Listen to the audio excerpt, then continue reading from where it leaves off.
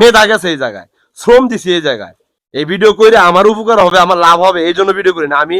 ওই যে 5,000, 10,000, 20,000, 50,000, 5 লাখ, 10 লাখ ভিউ কামাই করার জন্য ভিডিও করি না ভাই। আসসালামু আলাইকুম। আজকে আপনাদেরকে দেখাই, ওই যে আমি যে বলছিলাম না যে আমার কবুতরের ভিতরে মোটামুটি 13 জোড়া কবুতরের বাচ্চা বের হয়েছে। তো 5-7 দিন তো হয়েই গেল। আচ্ছা চলেন প্রত্যেকটা কবুতরের বাচ্চাগুলা দেখাই যে মাস্টার পিয়ার কবুতরের আসলে বেসিক্যালি বৈশিষ্ট্যটা কি, আর কেন আমি আমার কবুতরকে মাস্টার পিয়ার বলে উৎসাহিত করি, বা মাস্টার পিয়ার কবুতরের মেনলি আসলে কোন ধরনের গুণাবলী থাকা উচিত। কাছে নিয়ে আসো, কাছে নিয়ে আসো।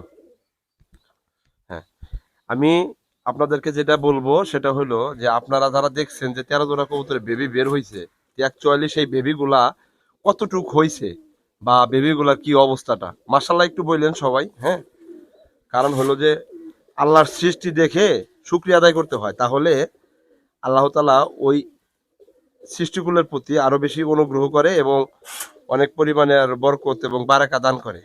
বুঝতে পারছেন? আচ্ছা, এখন আপনারা একটু ভিডিওটা দেখে বারবার দেখবেন, দেখে এরা হিসাব মিলাইবেন যে আসলে কি 13 জোড়া বাচ্চা আছে কিনা, বা ওই বাচ্চাগুলোর কি অবস্থা, বাচ্চাগুলোকে বাবা মা ঠিক মতো খাবার দাবার খাওয়াইতেছে কিনা। দেখেন, 100% কোয়ালিটি সম্পৃক্ত কবুতরের বাচ্চার বৈশিষ্ট্য হওয়া লাগবে এরকম। এই দেখেন, দেখছেন, এটা হলো সর্বশেষ বেরোইছে এই বাচ্চা জোড়া, মানে 13 জোড়ার মধ্যে সর্বশেষ বেরোইছে। আরো একটু পিছিয়ে যাও।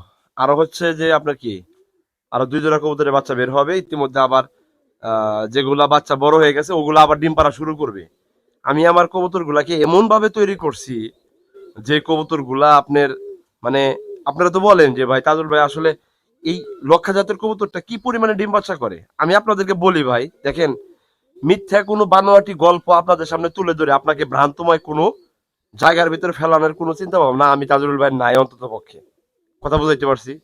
আমারটা খাই, আমারটা পড়ি, আমারটা খাই, আমারটা পড়ি, আমি আমার জায়গা থেকে আপনাদেরকে বিভিন্ন ভাবে বিভিন্ন কথা বলার চেষ্টা করি। এর বাইরে কিচ্ছু না ভাই। আমি আপনার মিথ্যা কথা বলে আদৌ লাভটা কি? কথা বলেন আমারে, কোনো লাভ আছে? আমি কি এটা দেখানোর মাধ্যমে আপনার কাছে কোনো টাকা পাবো? এটা দেখাইয়া আপনার কাছে কি আমি টাকা নিতে পারবো, টাকা পাবো আপনার কাছে? তাইলে আপনার মিথ্যা কথা বইলে লাভ কি? কাছে নিয়ে আসো, আস্তে আস্তে কথাগুলো শোনেন, প্লাস হচ্ছে হলো কবুতর গুলা দেখেন। তো এগুলা হইলো, মানে কি বলবো আপনারে, দেখেন, মানে এই যে এক জোড়া কবুতরের বাচ্চা বের হয়েছে, এরকম সুস্থ সাবলীল গ্রোথময় এক জোড়া কবুতরের বেবি বের করা কত ভাই ব্রাদারের স্বপ্ন, এটা জানেন আপনি? এই যে নিচেটা দেখাও, দেখাও, দেখছেন? ওদেরকে ডিমের হাড়ি মানে মাল সরাই দিছি। কি কারণে জানেন?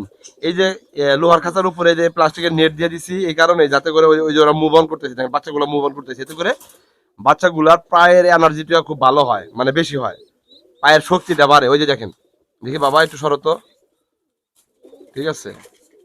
আপনার চিন্তা ভাবনায় বলে দেবে যে আপনি আসলে কতটুকু পর্যন্ত কি রেজাল্টটা বের করবেন। এক কবুতর গুলো এত খারাপ, মানে আমার হাত দেওয়া দেখতেই পারে না, মানে বাচ্চা করে নিয়ে যাবো গা নাকি আল্লাহ জানে, খুব যাইরা। সর সর সর বাবা সর। হ্যাঁ, দেখছেন? আচ্ছা নিচেরটা দেখাও, নিচেরটা দেখাও, দেখি বাবা সরো তো, আব্বু সরো। হ্যাঁ, হ্যাঁ, এই যে দেখছেন, একটু মাশাল্লাহ বললেন সবাই। হ্যাঁ, কারণ হচ্ছে যে ভাই আল্লাহ দেওয়া নিয়ামত, এটা দেখে যদি আপনি শুক্রিয়া আদায় না করেন তাহলে তো ভাই আপনি মুমিন না ভাই। এটা নিচেরটা দেখাও তো, এই যে নিচে দেখাও, ওই যে দেখেন, দেখি বাবা সর সর সর, দেখছেন?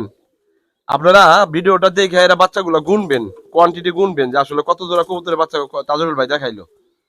আপনারা তো আমার প্রায় সবাই জানেন যে তাজুল ভাই কোন খাঁচায় কোন কবুতর। হ্যাঁ, ওই পাশে নিয়ে যাও। এই যে দেখেন, মানে জুন মাসের প্রথম যে বাচ্চা বের হওয়ার যে ভিডিওটা আপনাদেরকে দিচ্ছিলাম, এটা হলো এই যে এই বেবি জোড়া। দেখেন মার্শাল্লাহ, দেখছেন? মোটামুটি ওরা নিজেরা খাবার খাওয়া শিখা যাইতেছে। এই কবুতর গুলা আজকে না হলে আগামীকালকে 100%, আজকে হলো 22 তারিখ, না হলে 23 তারিখে আপনি 100% শিওর থাকেন। আজকে 22 তারিখ, আজকেই ডিম দেওয়ার সম্ভাবনা হলো 99%। 100% বললাম না কেন জানেন? বলতে হয় না, রাখতে হয় 1%, এই জন্য রাখছি। দিয়ে দিবে আজকে ডিম পারবে ইনশাল্লাহ। তার নিচে দেখাও, কাছে নিয়ে এসো, ওই যে নিচে দেখাও, দেখছেন? মানে মাস্টার বিয়ার কবুতর যে আপনি বারবার যে বগর বগর বগর বগর করি, কি জন্য করি এটা আপনি বুঝবেন না, জানতে চাইবেন না। এই যে নিচে আছে, নিচে ডিম দিয়ে দিবে, এই যে দেখো, ওদিকে দেখো, দেখি বাবা সর সর সর, এই যে দেখেন 2টা বাচ্চা, দেখছেন? আচ্ছা এদিকে নিয়ে আসো, এদিকে নিয়ে আসো।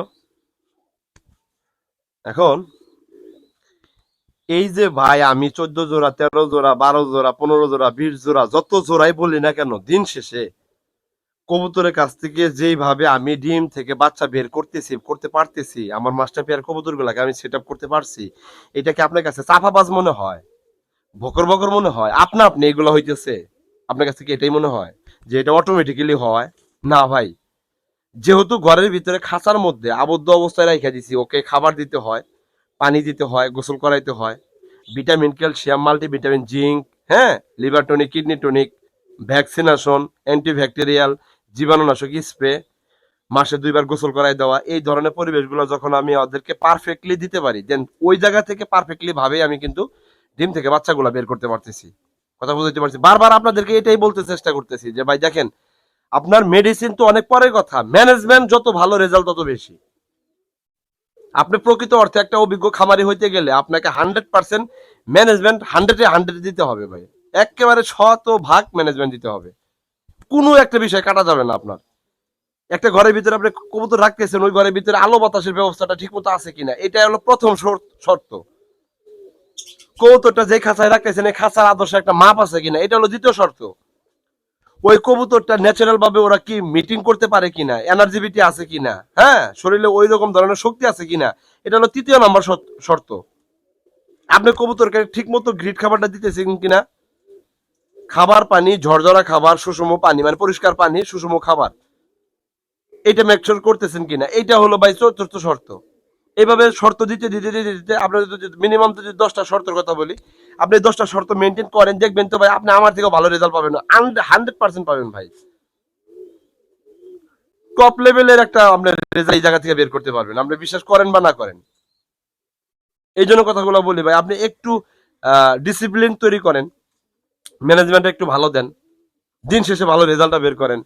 আমার এগুলা কবুতর আমি মনে করি খেলায় খেলায় এখন কবুতরের কাছ থেকে ডিম বাচ্চা পাইতেছি, কোনো টেনশন করা লাগে না আমার, বিন্দু পরিমাণ টেনশন করি না, আমি রিল্যাক্স ঘুমাই, রিল্যাক্স চলাফেরা করি, সব জায়গাতে রিল্যাক্সলি ভাবে চলাফেরা করি। আমি আমার কবুতর গুলাকে যেইভাবে পালন করি, নিয়ম অনুযায়ী ভিতরে ওই রকম ধরনের কোনো রুলসই নাই যেটা আমি এখন ওদেরকে করতেছি।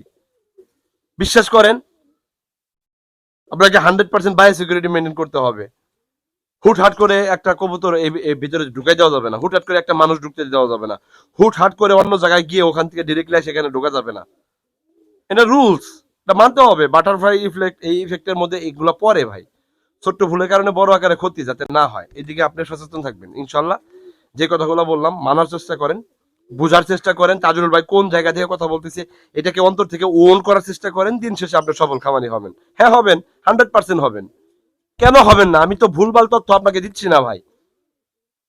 ঠান্ডা হইলে কিভাবে বুঝবেন পায়খানা কালারটা কি হবে, কবুতরের সিমটম কি হবে, দেন হচ্ছে হলো স্পেসিফিক ভাবে ঠান্ডার যে মেডিসিন আছে ওটা ব্যবহার করেন, শেষ, ঝামেলা শেষ। জ্বর যদি হয়, টাইফয়েড যদি হয়, কিভাবে বুঝবেন পায়খানা কালার কি হওয়া উচিত, এবং ওটার জন্য কি স্পেসিফিক ভাবে কি মেডিসিন আছে, এটা ব্যবহার করেন নিয়ম অনুসারে, পরিমাণ অনুপাতে। সিম্পল, একেবারে সিম্পল। কবুতর সুস্থ, ডিম বাচ্চা ভালো নিতে চান তাহলে liver tonic, kidney tonic, multivitamin, zinc, হ্যাঁ, ক্যালসিয়াম, ভিটামিন বি কমপ্লেক্স, এগুলো আপনি একটা নিয়মিত ভাবে ওদেরকে খাওয়ান। পানিটা একদম বিশুদ্ধকরণের জন্য আপনি পিএইচটা ব্যবহার করেন।